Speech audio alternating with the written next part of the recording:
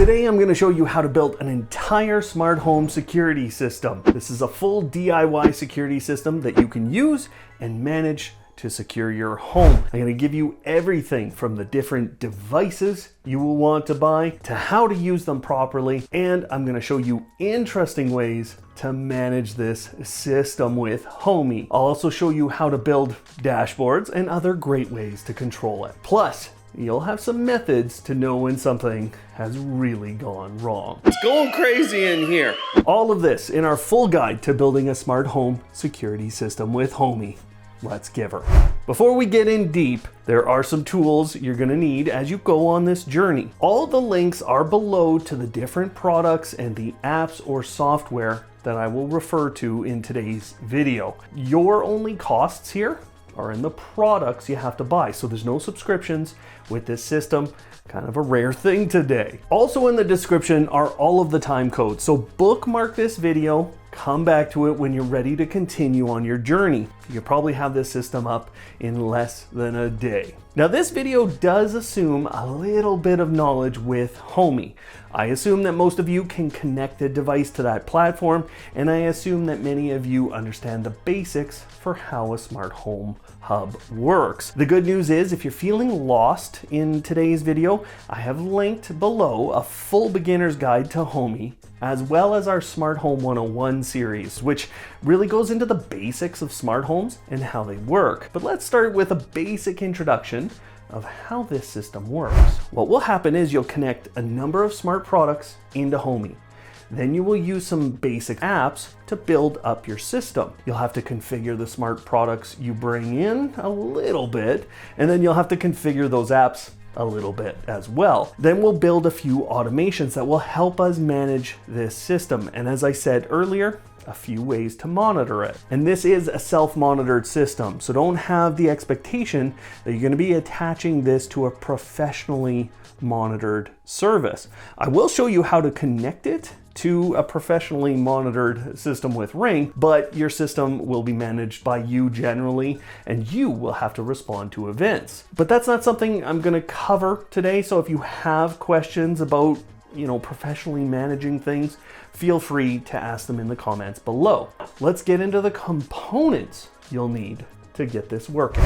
The first thing you need is a Homey hub, or at least the Homey app. Most of the tools we're going to use today are going to require a Homey Pro hub. Now, you can either use the upcoming Homey Pro Mini or the Homey Pro. Then, as I said earlier in the video, you're going to connect a number of smart home devices to your Homey hub, and that's going to give you the opportunity to build the system out. Some of those things, they are contact sensors.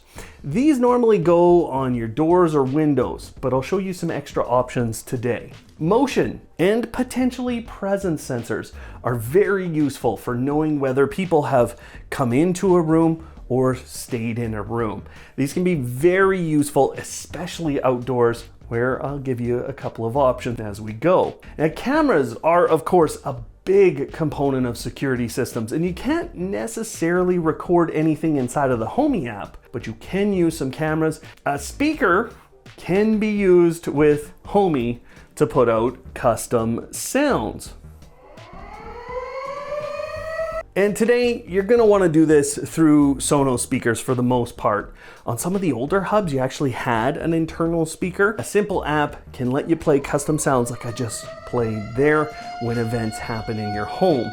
You can really customize this system to welcome people or to tell them when they're not welcome. And then you have the different methods for controlling this whole system. You'll need either your phone or other controls like smart buttons, or the ultimate, which is a dashboard that you can build using the Homey app and then place that on a tablet, on your wall, or in your home. And you'll see later how we can automate and connect all of those other security systems to this from other apps. So if you've got another security system in your home today, we might be able to connect this. You can then manage everything together. That gives you the basis for a home security system that you can then manage and monitor with Homey. We're gonna go through some of the details for these different components. But as you're designing your own security system, there are some general rules that you can follow. Now, I used to do a little bit of this design in industrial automation, but I'm obviously not gonna be able to give you a full breakdown of how to build out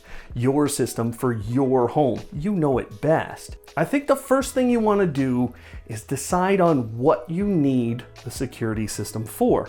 Look around your home, decide what you wanna protect. Obviously, you're gonna wanna protect the people in your home, but maybe there's some property that you'd like to protect or that you'd like to know if it ever moves. Then I think about security systems from the perspective of creating barriers. I want to know when someone's coming up to my home. You'll see that I can use outdoor cameras and outdoor motion sensors to know that, but I don't necessarily want to use them to trigger an alarm. I want to have a few layers of notifications, and then I want to know when someone has breached one of the entry points of my home. That's what you want to take stock of at the start of this process. Where do you want to cover to know when people are entering your property? And then what do you want to cover from an alarm basis? For me, all the different entry points, including both doors and windows, and maybe things like gates. Your garage door, if you have one, and you might want to secure things like your shed. I'm covering the basement and the first floor of my home.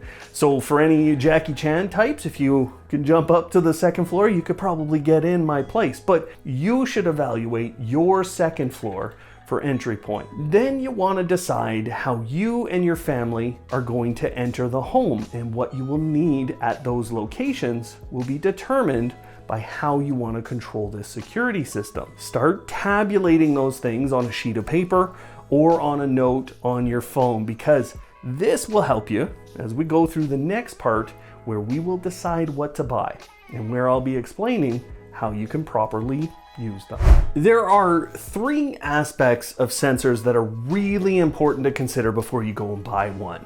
And when we're talking about the individual types of sensors, I'll give my recommendations for ones that I know work really well with Homey, but these are the big things you need to consider before you buy any sensor. Number 1, the wireless connection technology is the first aspect. If you don't know already, there are a number of technologies that are used with smart home products, but in general, you're gonna wanna use Zigbee, Z-Wave, and Thread with battery-powered sensors. Those are low-power networks, and it means batteries can last sometimes for years. Now, generally, when you need to go out further from your home, you'll want to use Z-Wave or Thread. And on the flip side, Zigbee is usually inexpensive, so I tend to use those around my hub. There are some general distance expectations for each of these technologies, so you don't need to know everything. But if you do want more details on this, watch our Smart Home 101 series of videos for an explanation of these technologies. Also know that you can use a device called a repeater to get the signals further out from any of those kinds of networks. They have different names, but they're usually a smart plug or a smart switch. And with Homey, you can use the Pro Mini Hub with a Homey bridge and an app to basically turn that into a repeater for you. So there are lots of options for extending those networks further than is expected. Now, I'm not going to talk about Bluetooth Low Energy, as there are very few sensors out there today that use that technology, but Wi-Fi and Ethernet connections can be used for things like cameras and even presence sensors, as well as speakers. This is where you have to consider which hub you're buying. For a lot of people, I still recommend Homey Pro over the mini version because you get Z-Wave, and because Z-Wave has a lot of good sensor options since it's been around for so long and is so reliable. The second aspect to consider is size, and yes, size does matter when we're talking about sensors, not just for aesthetic reasons, but that is important to consider because security devices are long-term, so you want to consider how your home will look. The other big reasons are related to fitting a sensor into a specific situation, and you'll see in a bit how a couple of my windows were really difficult to find a sensor that worked with them. And fitting into a location is also sometimes about hiding the sensor. When someone who wants to get into your property can see the location of a sensor, that can potentially disable it. If you can hide it, it becomes harder for someone to break in, at least not without getting caught. Number 3, or the third aspect, is almost directly correlated with those first two. If you're using a battery-powered sensor, the size of the device is usually directly correlated with how much battery power you're getting. It's obviously easier to change AA's or AAA's, but lots of the smaller sensors come with coin batteries. There are some you'll see today that can be powered by a USB cable, but that changes aesthetics and the ability to hide the device. Now, personally, I would rather give up a little on the battery side to get a sensor that works for our family. We can create automations that tell us when the battery levels are getting low on our sensors, and actually you'll see we can put that on the dashboard too. Now, as we go through all the different types of devices that you will bring into your home and some of the big considerations with those, watch out for some extra considerations with each specific type. Contact sensors are the most versatile and the most useful device for a home security system, and they're quite simple to use. They work in this really simple way, as this smaller part, which is actually just a magnet, nears the larger half, which is where the communication takes place. The magnet causes what's called a reed switch to close. Now, as the magnet moves away, the reed switch opens. When the reed switch is closed, so is your door or window. In fact, a lot of companies call these door and window sensors, and I'm sure there's a few other names out there. You might feel like that's a limiting factor for how you're going to use these, but here's a couple of extra ideas for you. There are tilt sensors out there that are specifically designed to work on garage doors. I actually have found less accuracy versus this little trick that combines a door latch with a contact sensor. What happens here is, as your garage door starts to move, one of the halves of the sensor falls away from the other half. As you went through the initial evaluation of your home and you found some things that you wanted to protect, you might have run into a few valuables that would be really important to know about if they're disappearing. Now, you can protect valuables with certain contact sensors, as you just stick half of it on the valuable and the other half on something like a wall or a stand or another static surface. Then when the valuable is moved, you're gonna know. Now, protecting the people in your home might not be as simple as building this system. If you have young children or dangerous items in your home, you may want to protect them with a contact sensor. Drawers or cabinets can be used with these, and even things like closets can have a little contact sensor on them, and then you can get an instant notification or maybe make an instant warning for people to back away slowly and with their hands in the air. Now, before I go through 3 of my favorite options, I'd love to hear what you're using for a great contact sensor in your home. I'm sure a lot of people will be looking through this video's comments for just that. I have 3 specific units over here, but I'm also going to put a big list down below of different units that I've used that work well with Homey. Number 1, this is the open close sensor from a company called Zeus. Now, this is a Z-Wave sensor, so your hub from Homey has to have Z-Wave on it. What's great about Z-Wave in general is that it is fairly long range. It's gonna reach through most homes straight from your hub. You're not gonna have to think about things like repeaters. I like this sensor because it is exceedingly thin. It does have a little bit lower of a battery life, and again, it's kind of correlated with the size of the sensor. The other thing I really like is it looks pretty nice. Like, Zeus has done a very good job of just giving you a nice looking sensor. It's also dual-sided, so you can pick the side. The second unit is from Aqara. This is a very inexpensive unit, and that's kind of what I'm trying to show you. Relatively inexpensive sensors. This is a Zigbee sensor. It's their door and window sensor. There's some different models out there that they have, and actually we'll talk about another one here, but this is, again, a very small door sensor. And from a Zigbee standpoint, it's been really reliable in my home. I use these for all kinds of situations. In this case, this sensor is only one-sided, so you do have to orient it whichever way you want to attach this other half. And again, this is a very small battery, so the battery life isn't fantastic. So Zigbee is a little shorter distance. You may end up needing some Zigbee repeaters for your network. So just something to consider there. You can see a little different footprint. They look a little different. The white's a little different. There's no lines on Aqara's, so that visual component starts to come in here as to which you might choose. But the biggest component for me is the thickness of the two sensors. The Zeus one is a little thinner, so that might actually help you with some of your situations. I'll explain when we go to install a few of these. Our third sensor is from Aqara again. This is matter over thread. Now, what that means is it's using the thread wireless technology to connect to your hub, which again, the Homey hubs, they basically have thread on board. They have matter. Check your hub compatibility for all devices, but these three are usable with Homey Pro. What's different about this one is that matter certification. And one more thing in this little bag that I'm going to show you is so important. This unit is single-sided, so there's a little notch right here, and then this is going to be on the side. Now, that looks like a big sensor, doesn't it? And that's because it has a fairly large battery in it. The very first one I got from these guys, it still has, I think it's like 60% battery capacity. That was over a year ago. Now, I said it was really important what was in this bag. It's just a tiny little metal plate. And this is where we can start to talk about some of the nuances of contact sensors. This sensor can actually work just like that. And it is effectively replacing this right here. So you don't have to use this if you use that.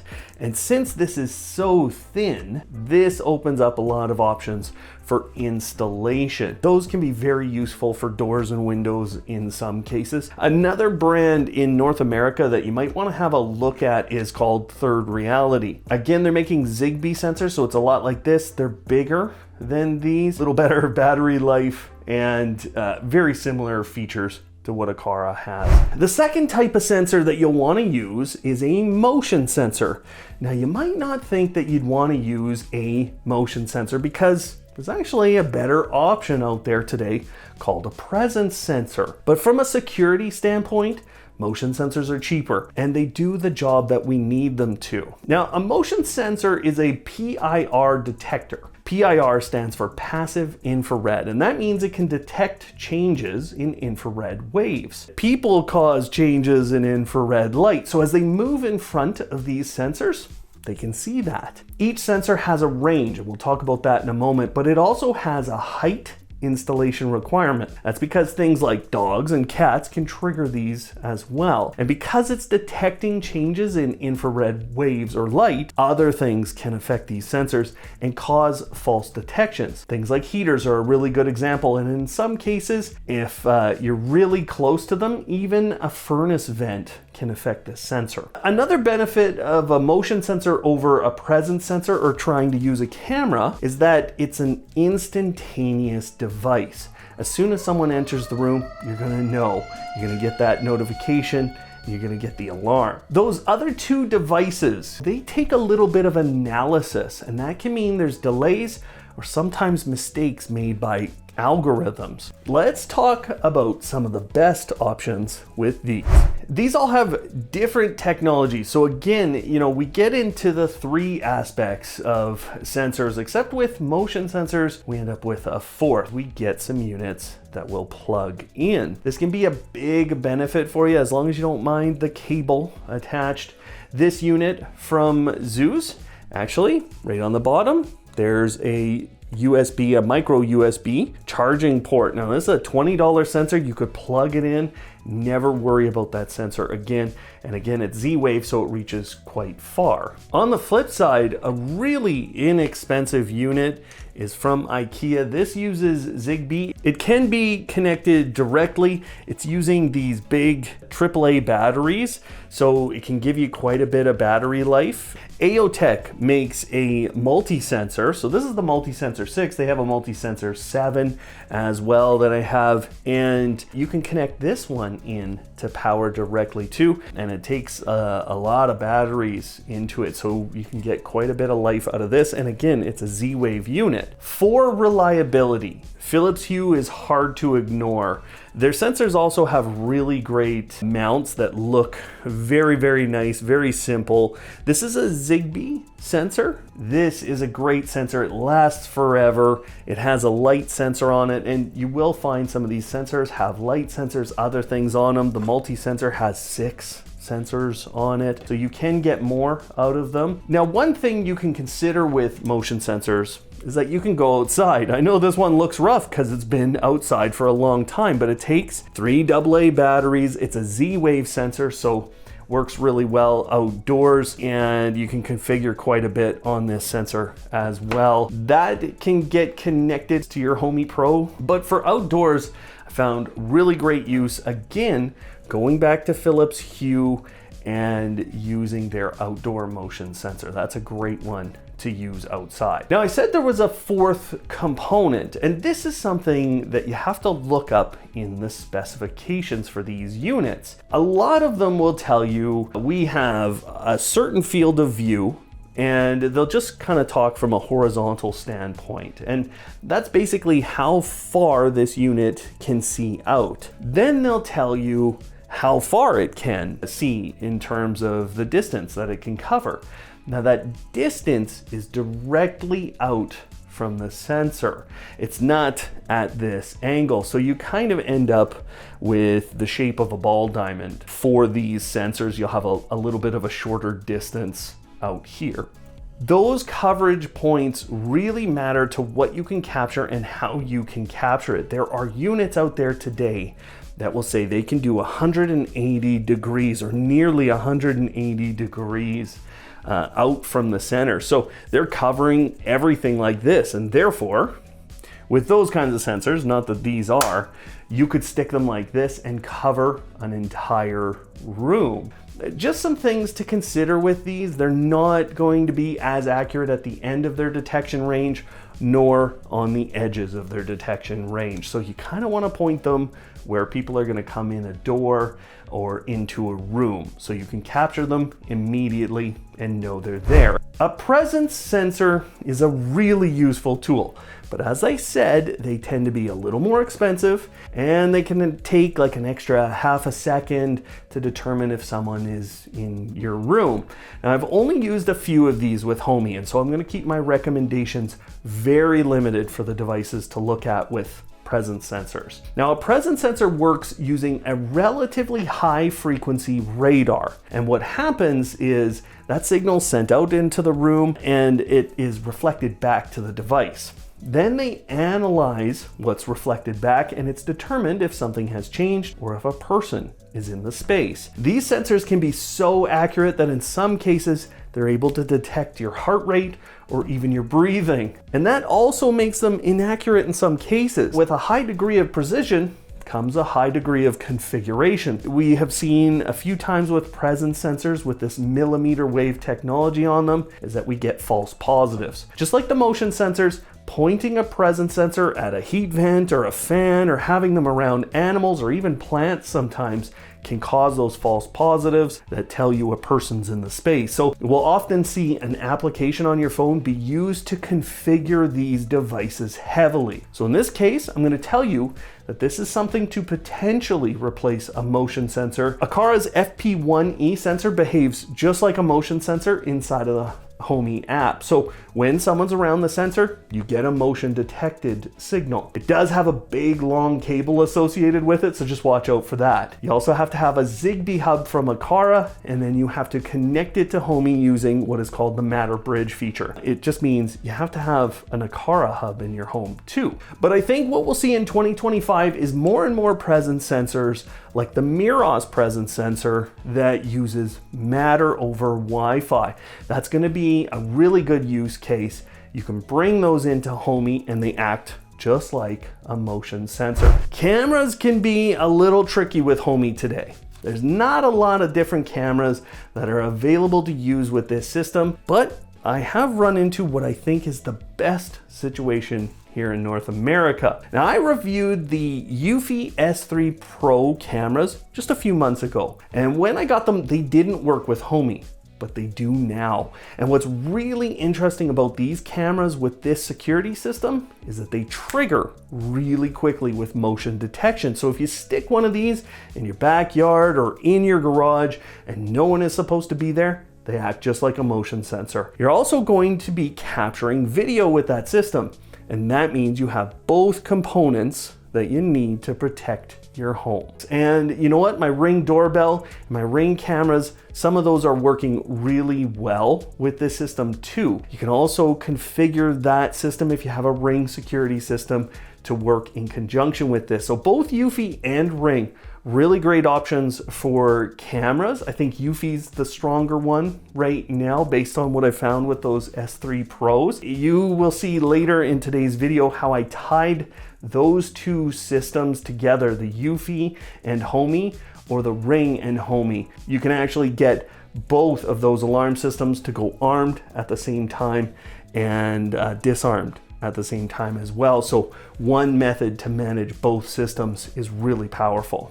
Now let's start to install some of these devices. I'm going to give you some basics as I actually install a lot of these on my home, and I'm going to start with what is likely to be the two methods that you will use for connecting products to Homey. Before we install this on our wall, you know, you're going to have a look and look at how much sticky tape they give you. So this is the Zooz sensor. This is what Zooz gives us. And just about every company does this. They give you a full pad. You have the same thing for the magnet. They give you a full pad to cover that. You stick this on your wall and you go to take it off, or you want to move things a little bit, it's probably gonna tear your paint. I don't like using that. So what I do instead is I grab a little bit of this double-sided tape. It's clear, it's fairly thin, and honestly, I've had that single roll for years now. What I've done to prepare my Zooz sensor for putting it on my wall, it's really tough to see, but there's one and there's a second little piece right there, and I've done the same thing on the little magnet part of the sensor here. That's all I'm putting, and you'll see here as we go to install, you might move this sensor a few times to get it right for your home. That tape kind of helps you do that. We're here at my front door, and you know, a lot of people kind of go, well, I gotta put this sensor right here in the top corner of it. And actually, that's not necessarily the case. You can, if you'd like, locate this sensor at the bottom of the door. You can even locate it way back here if you'd like.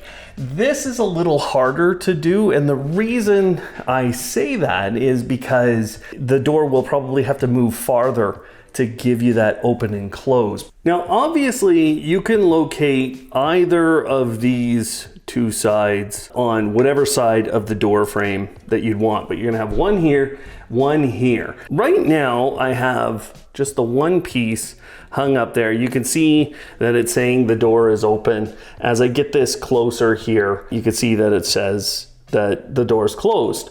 Now, the thing with this setup is this is a little further out this way than this is. So as the door opens, it is actually getting closer to this sensor. So in general, what you want to have happen is for the two sensors to start even with each other when the door is closed. That sometimes means you might have to put a little plastic backing here. Lots of different options I'm sure people will use. You can just use things like building up the tape and just get close enough that when you open the door, it goes out of status, or it says the door is open like that. Now for me, I'm gonna be okay if the door status kind of changes there. I'm fine with that. That's about the distance that it will change. You can see the blue light, okay? My tape there, and I'm gonna get things nice and even. Push my door closed, And now I have this one set. Again, I'm gonna check that it says no contact alarm. Open it up, I'm good. And this is all feeling just about right. So I'm gonna finalize this location and then I'm done. So now what I've done is I've pulled back this sensor right here. I've pulled it back, I don't know, half an inch, maybe a little less. And you can see that if my door is closed now fully, yeah, it's showing that the door is closed properly. Now I'm gonna open it a little bit and look at, now I have exactly what I want. Windows are very important to protect in your home. I'm gonna show you a couple of options here, both with sensors and from even the style of protection that you're gonna do. One thing you're probably not gonna wanna do is ruin how your windows look. This is probably one of the most important aspects, and you don't want to let people know where a sensor is. So first things first, we're going to want to use the trim around these to hide things. But if you're placing it here, then you're going to see it inside of your home all the time. Instead, I think a much better location is right up here. Now, this is going to depend on your own window design, but you can see I have a couple of options. I can place one right here, and it's still behind this, and I can place the other component up here. Now, this is where what you use as the second half of the sensor, the smaller half, can be really important for you. So you can see here's the big part of my sensor, and obviously you could use a smaller sensor. And here's that little metal plate that we got in there. Now this is an actual magnet, so it does need to be a magnet, but this works totally. As I open and close my window, I have a little notch there that I can get that plate past. Truthfully, I could probably place that little plate up here. So here's a second window I did. This is with the smaller Aqara sensor. You have to make sure that, I've got a sliding window that's gonna head this way. You have to make sure that, in this case, your window can slide. But this is working fully for me as well. So even though I have them kind of at a 90-degree angle from each other based on the way the sensor is designed, this is working. So you can do things like this in some cases. Now, obviously a window can be broken, so you can't just protect things like the sliding windows or the moving windows. You want to think about something like this. Now, again, I can hide some sensors up here. You may or may not be able to do that, but another option for protecting windows is as simple as this. So what would happen in this situation, and actually I think I want to do it more like this so that that part blends in, is that if the window's ever broken, you could do it lower, you could do it higher. I think lower makes a little more sense, but if the window was ever broken, this would fall and you would know right away. I just want to show you how much you can replace your magnet. Now, these are the smallest magnets I've ever seen. I bought a huge pack of them for 10 bucks. I don't suggest you use these because you got to be basically perfect, but look, you can see that contact alarm going on and off. Now, something that might make a little more sense is something like this. So there you go. Obviously is going to be easy to hide, and as long as you're not dropping it all the time, this is going to work just fine. There's not a lot we need to talk about with motion sensors, but a couple of key things for you. Each sensor has its range and its field of view, and you'll want to angle it towards where people are coming into the space. And I want it mostly pointed down and towards where people are coming in there, but I want to capture people coming in right here. So I'm going to angle this sensor just a little bit. Now, the Philips Hue system is very simple, but you'll have different mounts for different sensors. That's all I need for in here. So now this is going to detect people. I know it can reach that distance, and we're good to go. One thing to think about is, if someone's coming into a space, like our door over here, and we want to really cover that door opening, we might use a door sensor there and then a motion sensor here. And that gives us a really good confirmation. If that door opens and then this motion sensor triggers, that's a really clear indication that someone's in here.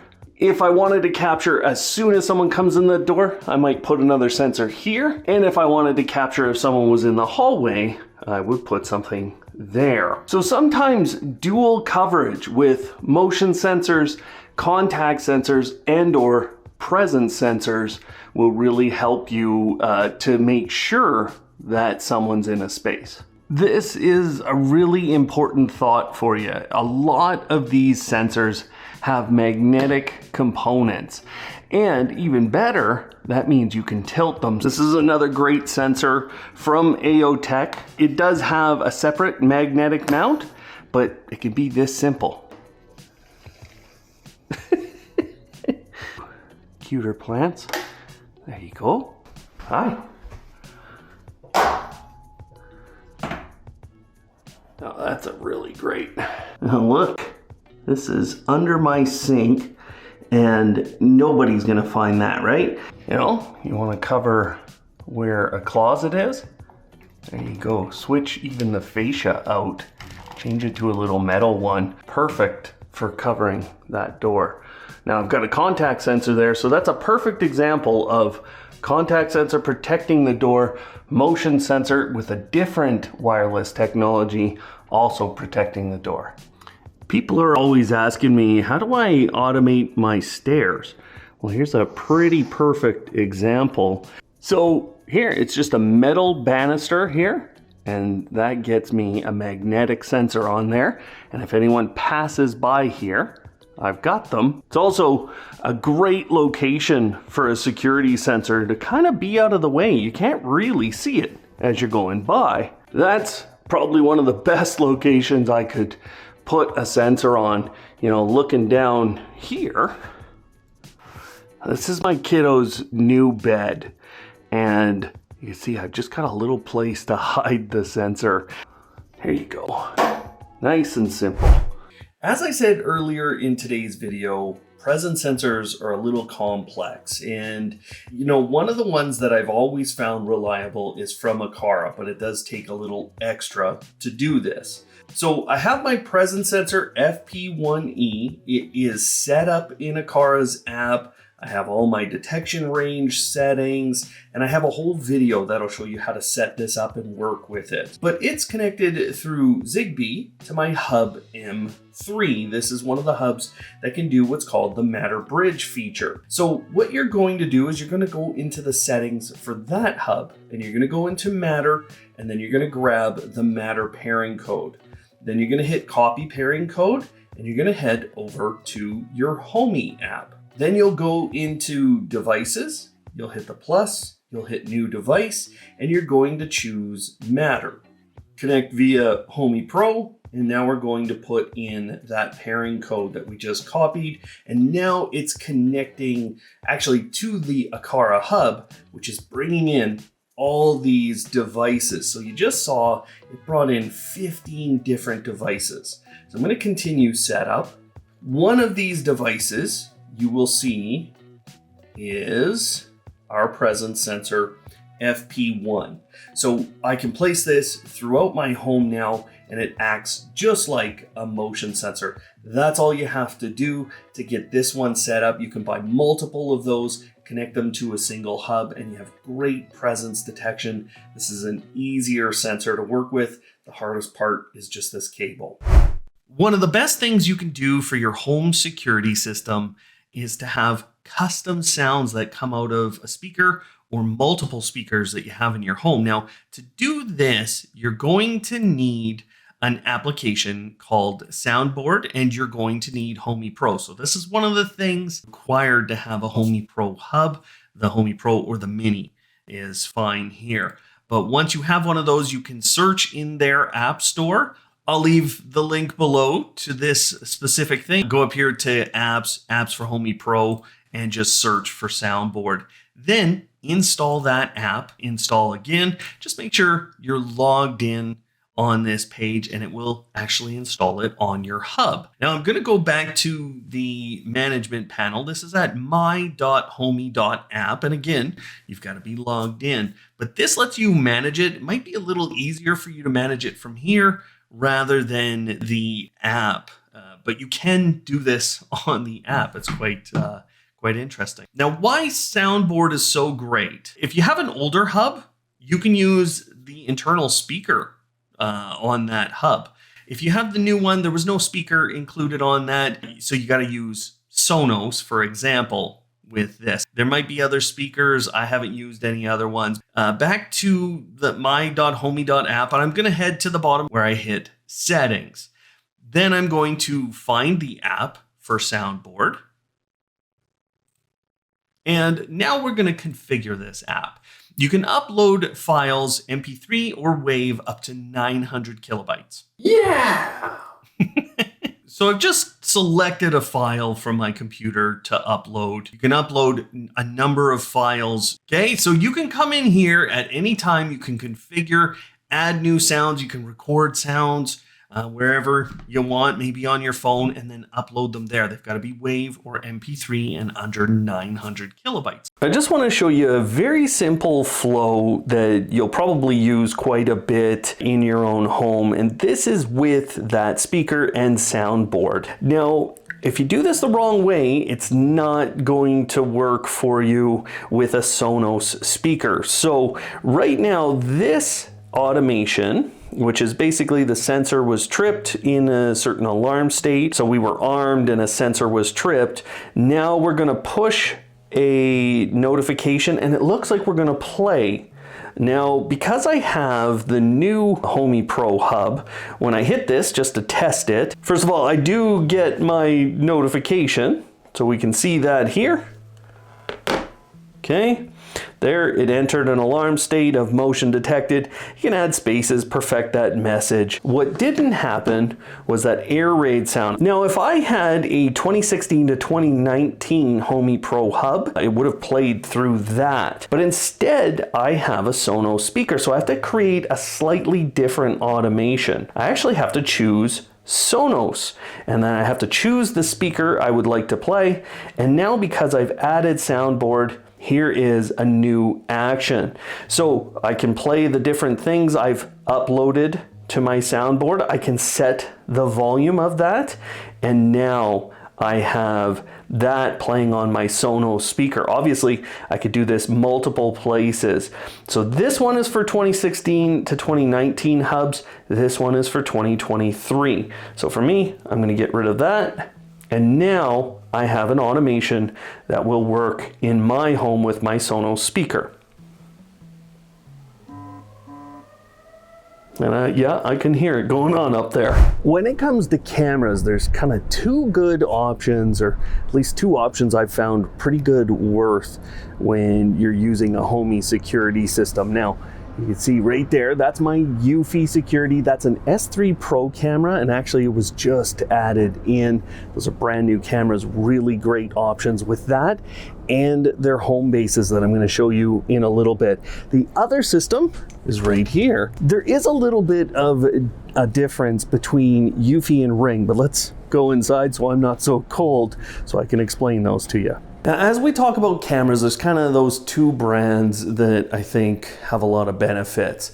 The conversation around which to use is a little complex when we're talking about with Homey. But the good news is either brand can be used really well with Homey security. I'm going to start by talking about Ring because that situation is a little easier to use the cameras and the doorbells with your security system. I say that because when we install Heimdall later in today's video, you'll see that you can choose sensors as full or partial or just as a logging device.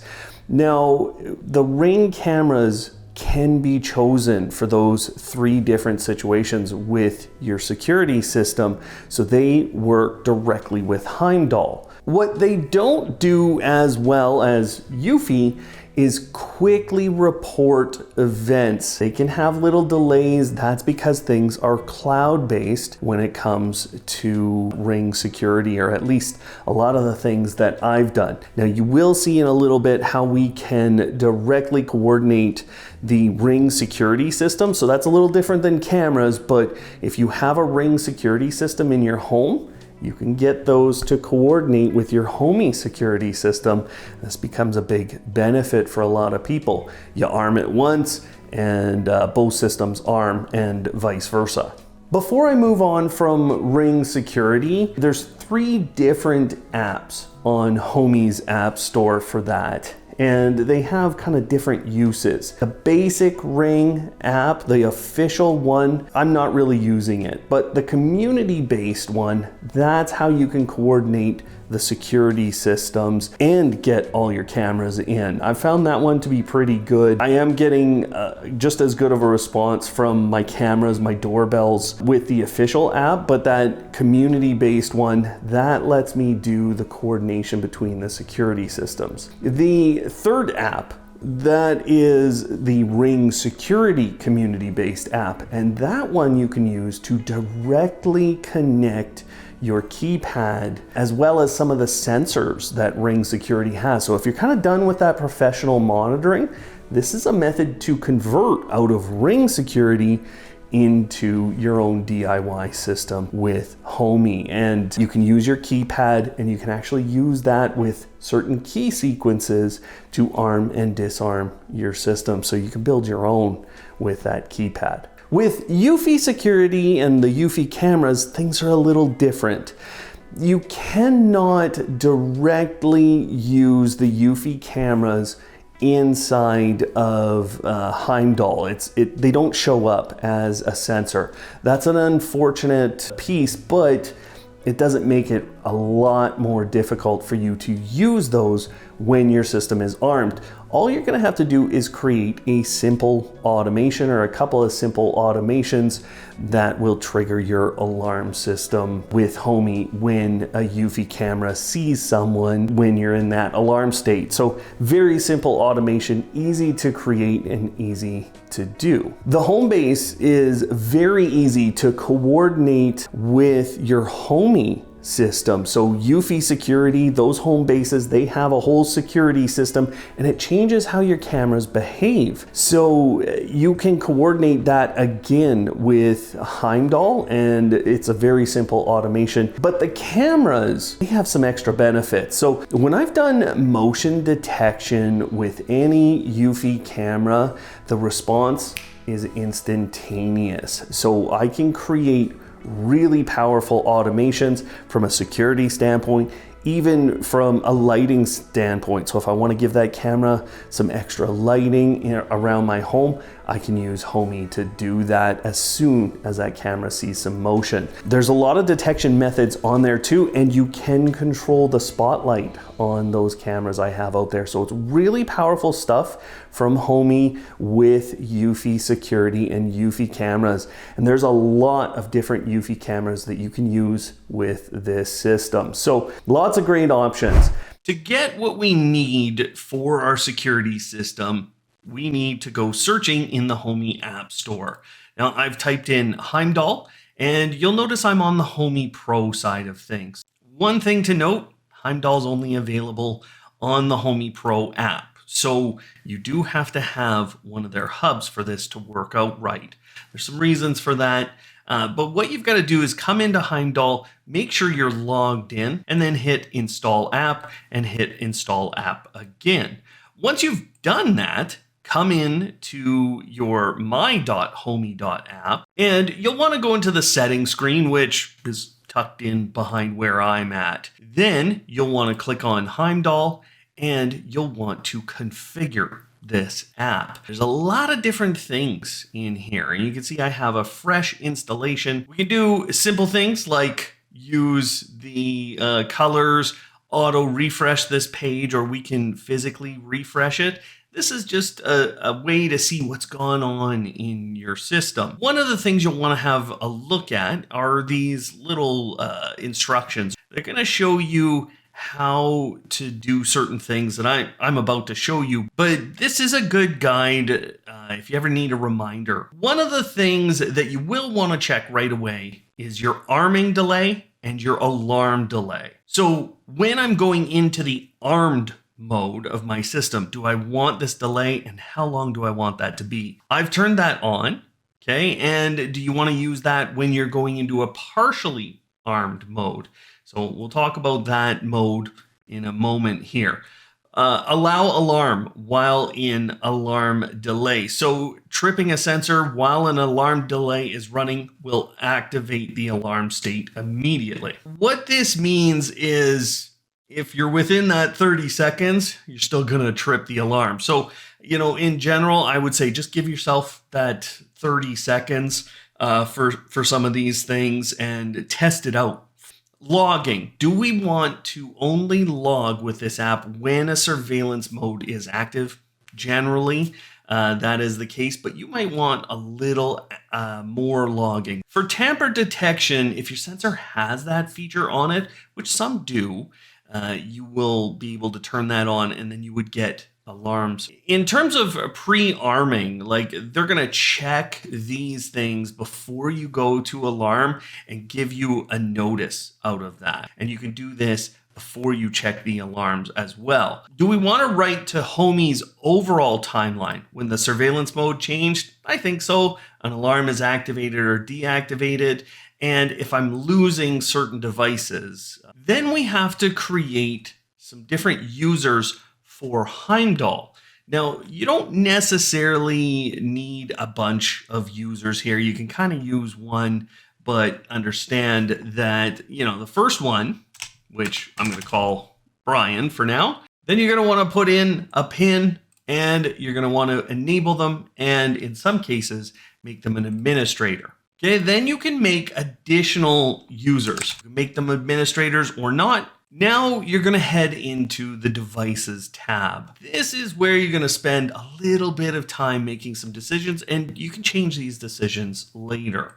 What you want to think about with each device that you have is, do you want to use them when the system is armed? If that's the case, then you want to hit full. If you also want to use them while the system is partially armed, for example, maybe at night you want to partially arm the system.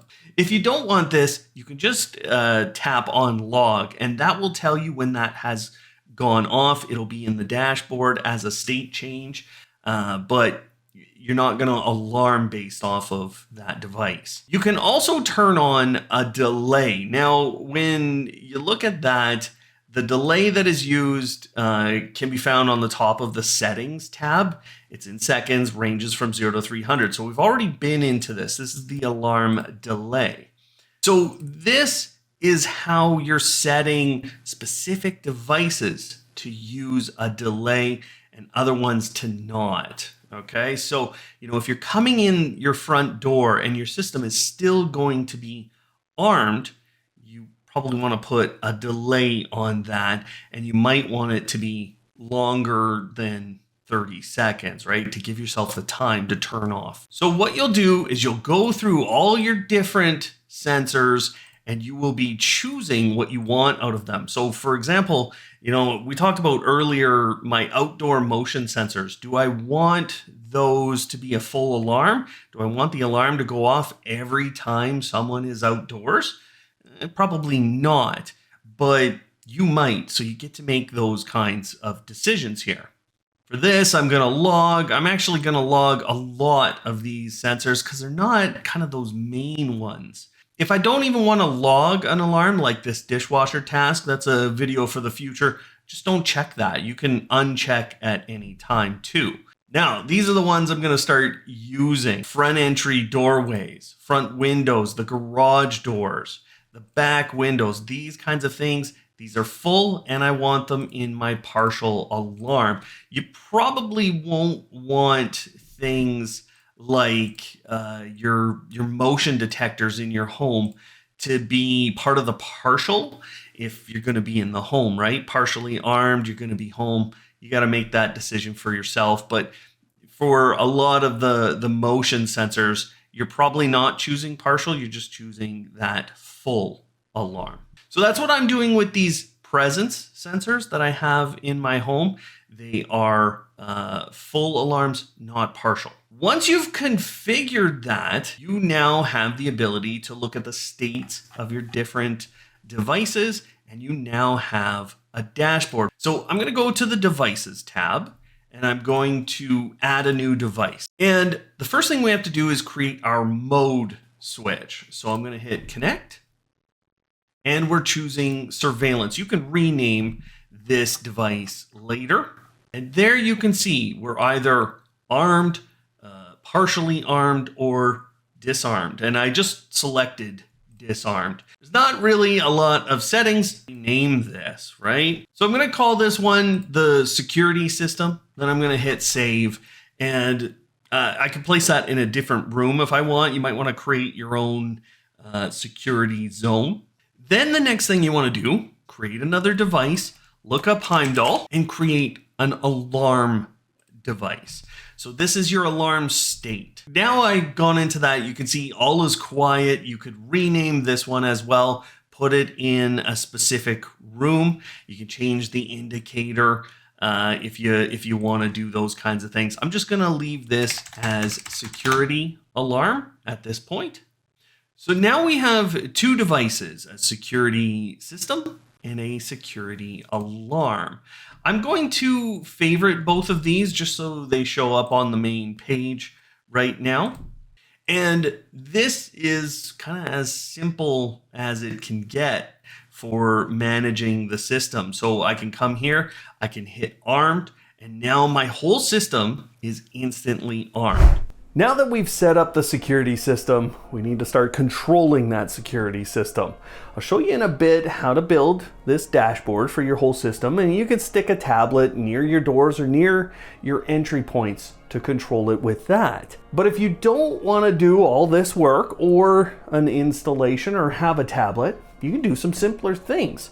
A simple push button control can be used to arm and disarm this system. Now this is Third Reality Smart Button, very inexpensive, and here's a simple automation that will arm the security system when someone presses this button. You can also run the reverse when someone double presses this button. That action will turn off the security system. You can also, of course, use your phone, and one of the great features of the Homey app is that you can customize the main page. Just scroll to the bottom, hit edit, and add in the Heimdall system or security system as a device. This gives you a control that you can open up and switch the system status at any time. That means anyone who comes up to your home with their phone in their hand can disarm or arm the system in a little bit more of a secure way compared to this. But we can get more complex.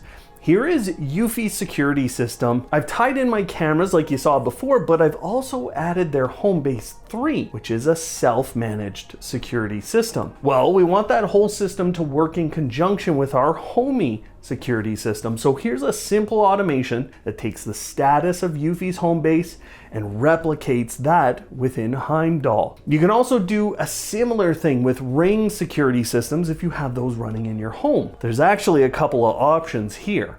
This community-based Ring app allows you to use the status of your Ring security system to start a flow on Homey. So when the mode for a specific location changes, and we can test that mode, then we can change Heimdall. When we're trying to coordinate these other systems, you will need multiple flows or to do an advanced flow to represent the different statuses of your alarm system. And you can do all of these in reverse. So you can use Homey and the Heimdall security system to drive those other security systems. Makes it really easy to coordinate things. You're not going to have to enter into either app necessarily. If you do have a Ring security system and you're deciding not to use your keypad from that anymore, there is an option to use the Ring security community app to bring the keypad into your Homey Pro hub.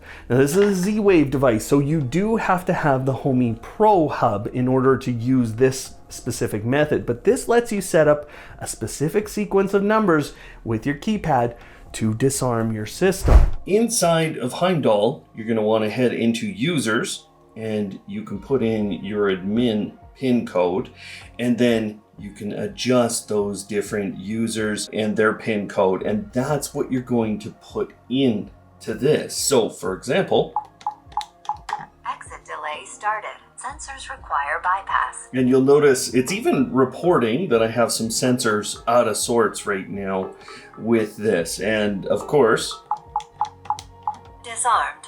I can be my other user. So now you've got pin codes. You could make custom automations if you'd like, but that's actually how it works directly with Heimdall and allows you to use these user tags or these user pins that you've set up in the security system. Most people just want the system to come on and off naturally or without you controlling anything. So I'm going to show you a method that is automated based off of the phones in your home. Now there's a great app, it's a community-based app, and it's called Smart Presence. And I like it because you can use your phones to determine whether or not someone's at home. What you have to know about this app specifically and about using this kind of method is that the phone has to get connected to your Wi-Fi in order for the Smart Presence app to determine that someone is in your home.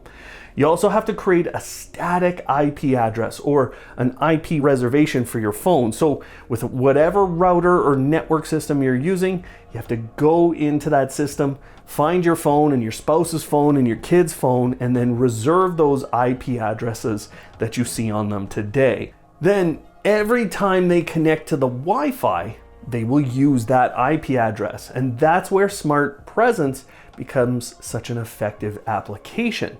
You're also going to be able to see the status of these people on your dashboard. So let me show you how to set this up, and then I'll show you how to automate your security system based on anyone being at home or everyone leaving.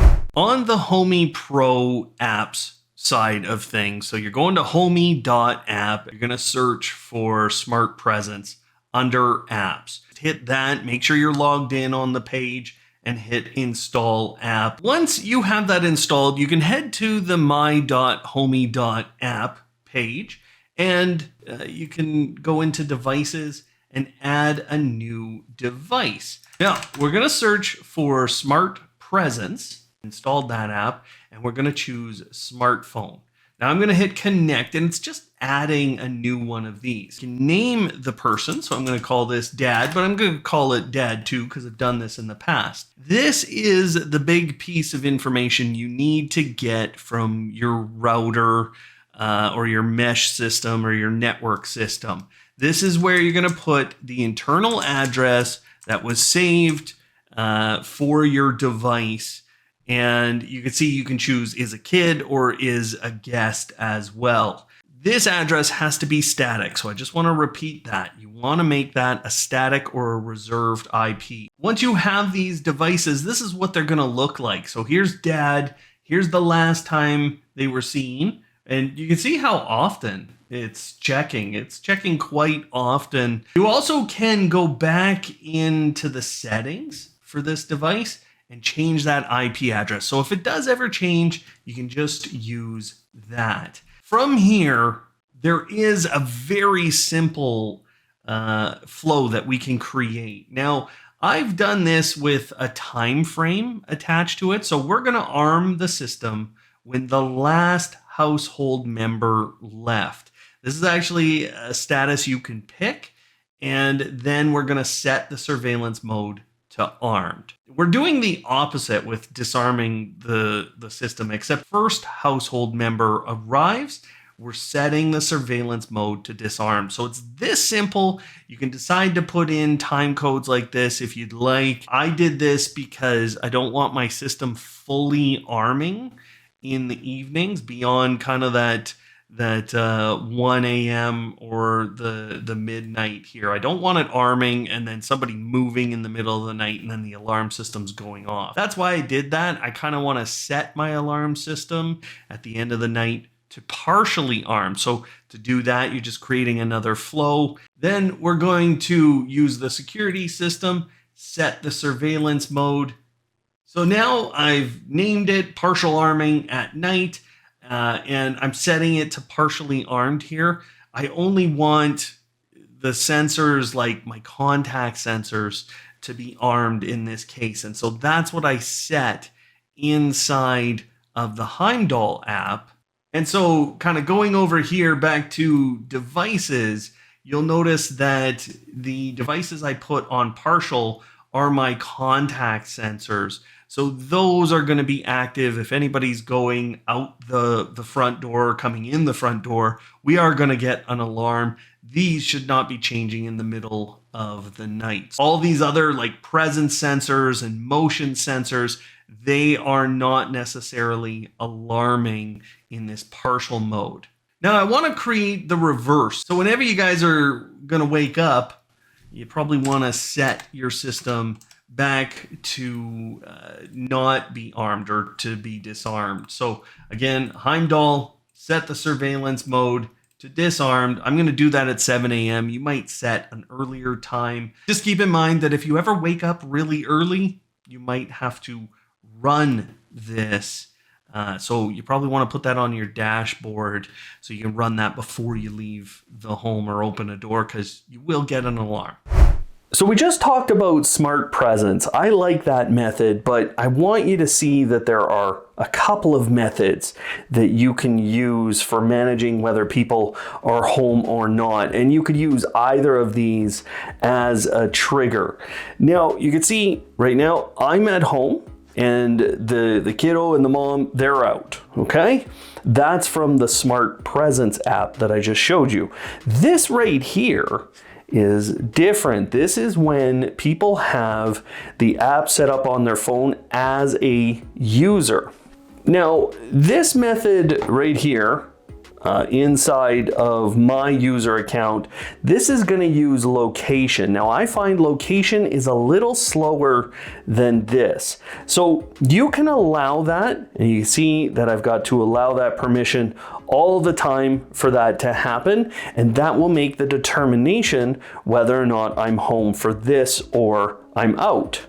So now I've allowed that home and away detection to take place, but on a dashboard or on your Homey app in general, you can actually state whether you're at home, away, awake, or asleep. Obviously, you can set both of those things, and you can run routines or flows off of that as well. I find that to be a bit of a management thing that you would then have to remember every day. What happens when you're away is you get this little icon on there. So again, you do get a visual, and so both of these methods are very good, but I just wanted to show you that there are two different methods and you can use both of these methods in flows. In order to invite other people to install the app on their phone and to give them an icon like that, you're going to want to go into Family and Guests in the settings here, and then you're going to want to hit the plus, and then you'll decide what level of user they are. A resident should be more than enough, and you know, if you want, a manager can do extra things. They can manage the whole home. So you probably want to do manager for people like your spouse, but maybe your kids, you just want to do resident. Again, this method for controlling your security system is not necessarily bulletproof. Somebody gets a new phone, or you get a new Wi-Fi system, or somebody doesn't connect to the Wi-Fi when they come home, and the system might alarm. That's where you want some other control methods. I think the other ones that I've mentioned are great. Probably the most effective other thing to do is to build that dashboard, and then you can place that dashboard around your home in different locations to use and manage the system. So let's go to that. Now, the only concern I have with using something like dashboards today is that it's not completely secure. I say that because we don't have passcodes on certain dashboard pages. And I think that feature will come very soon to Homey, And when it does, I would suggest that you put a passcode on your security dashboard, so when someone walks up and tries to access a control on that page, they're asked for a PIN code. Then they'll be able to use the controls on the page, but that's not available today. Let me show you ways to build up this dashboard and to put the different things that are going to be important to you when you're reviewing or trying to change the state of your home security. We're going to build a dashboard now for your home security system, or I'm going to show you mine. You can see on the home page of this tablet, we have a little bit of the security there. Anytime you would like, on any phone, any tablet, you can customize this front page and you can include a lot of what you're about to see. Each person with their phone or even the tablet can have a home page that is customized to manage this, okay? So this is like a dashboard, it's just not called a dashboard. All you have to do to add things to it, like your security system, is go in here, choose the device, select your devices, and I'm gonna choose my security, and I'm just gonna choose the system, hit done, hit add widget, and if I want, I can get rid of things like that title, and then I can move this up to the top, for example. And now, anytime I'd like, I can go into the security system and manage it this way. Inside of dashboards, where I think you're going to want to build one specific for home security, you have a lot of features. Now, to start a new dashboard on a tablet, you just got to find the dashboards tab. Otherwise, on phones, go to more, and then you'll see dashboards there, and it'll bring you back to this page. I don't want to go through every feature here because we have a full tutorial, so just head down below in the links and you can see our full tutorial for dashboards. Understand that you can build them out lower or longer, and you can build them out to the side like that. So you can see I have actually 3 columns on this dashboard. I could continue to build that out if I wanted to add more. Right here is essentially 2 different ways to control your security system with Heimdall. Now, this security system method, you're just going to long hold on that, and then you're going to go to disarmed. You can see I just changed the status. It was reflected there. I can also arm or disarm or partially arm this system just by doing that. So you have these 2 methods for kind of controlling things. If I place the home into an alarm state, which I can do manually through that method right there, I can't do it here, then you can see that the alarm state has popped up there. So in general, you want to pick one of these methods.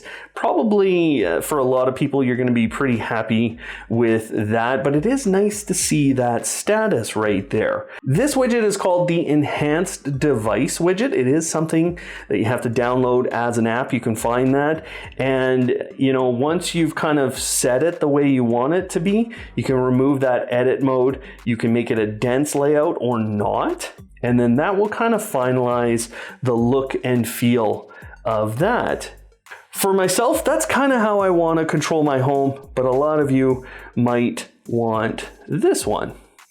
Down below it, I have the smart presence sensors. So these are for our 3 individuals that live in the home. Now there is another method of doing this same thing. So I'm just going to show you. You can hit the plus, add a new device and or a new part of this, and you're just going to scroll down to family and guests. We can show only a subset, so if you have guests added, you can choose just to show them, but there's me right there. I'm the only user in the home, and that's because of how we've wanted to manage the system. Not everyone wants to log into their own account and have all that with Homey. This allows you to manage things just the same as what we're doing with Smart Presence. The next thing I've added to this dashboard is down here. And this is just a selection of flows. So these are the different flows that I might want to run as we go here. So as I'm heading out of the house, there's my arm. Okay, and you can see that we're in an alarm state right now. and I've created this, which is called the acknowledge alarm. So that's allowing me to acknowledge that and turn off the alarm state. So if you ever get an alarm and then you find out everything's fine, that little routine or that little flow does that for me. When someone comes home, they can disarm the system that easily. Again, you can place these on personal dashboards on the home page for different people's phones. And I also have, if anyone's ever kind of in a little bit of trouble, I have my alarm notifications. This is actually playing a sound. It's sending messages out to people with the app. So it's just sent that out, and that's making sure that people are getting their proper alarm. Now on the other side here, I've just put the statuses of my different sensors. Each one of these will show their status. We can see the battery levels, and we can see any flows that they've been included in, but they're included in the system. So when you come in here, if you're seeing your system is in an alarm state, you will likely see one of these sensors here. I have my doors, my windows, and I've placed leak sensors here just so you can see that you can do things like that. To do this kind of a thing, and actually this and this, all I have done is added a selection of devices. Now, as with all of these things, one of the best apps to get is the enhanced device. You can pick any of the devices in your home. So for example, I've just added my front door here. We can see both statuses on there. Very nice to see that kind of a thing on a page like this. If you're ever wanting to see something like that battery status, you can actually do this in another way. And this is where I'm going to kind of take you over to our other columns here. So this is a zone activity list. So this is another app that you add, and you just choose the zone activity list. And that's going to show you when they were last active, what's going on in those areas. You can see that. Over here is one of my cameras, and yes, there are some cases where you can add the picture from the camera, but you're going to want to be a little careful with that. That can drain cameras quite quickly that are on battery power. So here's a camera. I can select from all my different cameras, and here's my garage. I'm going to add that widget. And now you can see the last screen grab that came from that. Obviously, I was filming out there. So this is a great example of a really comprehensive dashboard that you can build for yourself with everything from snapshots from your cameras to the whole status of the system. Here are my security-based flows, and I just want to show you something that you need to think about. You can acknowledge the alarm on a dashboard, okay? But you might want to acknowledge the alarm in a couple of different ways. So I've just pressed every 96 months, okay? This is a time and date component, and I just put in 96 months. So basically, so it never happens. I'm just going to do this manually through my home security dashboard. So if my home goes into an alarm state, so right now, my alarm is going off, and let's say I've checked things out. Well, we don't want the home to stay in an alarmed state. We want to acknowledge that things are okay. So that's why I'm running that little flow. It's leaving the home in an alarm state, but it's acknowledging the alarm. Let me give you a full demo of all of this working together, because it's fantastic. See you later.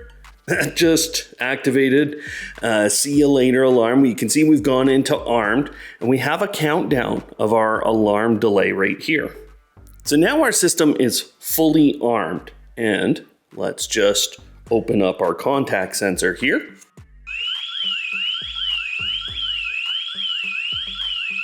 And there you go. That is playing. That is playing. It's going crazy in here. Hopefully, I can get us out of this stage. Disarmed. There we go. So now everything's clear. You can see we're back to disarmed. And of course, I can put this into a partial mode, partially armed. So this is kind of when you're home and you want to arm part of the system. And then, of course, there's other user pin codes. So there you go. That's specific to another user, and you can set up pin codes for everyone like I have. Manage the whole system in a couple of different ways. Now you have all these different security devices at home. You have all these wonderful methods for controlling this system, and you can truly make this a spouse-friendly system. Things like dashboards or simple push buttons, or even them just arriving at home, makes this a really easy thing to manage. You also now have a ton of options for automating based off of all of these new devices you've added. Things like a Sonos speaker can be a really enjoyable device, especially combined with those dashboards. And you can further expand into securing your home with smoke alarms, and you saw today some leak protection systems. Every device and every app I recommended in today's video is linked down below in the description. We've also made sure that you have access to any resources that we referred to today. But you're probably going to want to continue your journey with Homey. We have a great series of tutorials, including a full breakdown on how to build bigger and better dashboards with Homey. We have a full beginner's guide if you're just getting started out and you were a little lost in today's video. So check out that whole playlist on screen right there. Otherwise, thanks for watching today, and of course, live smart.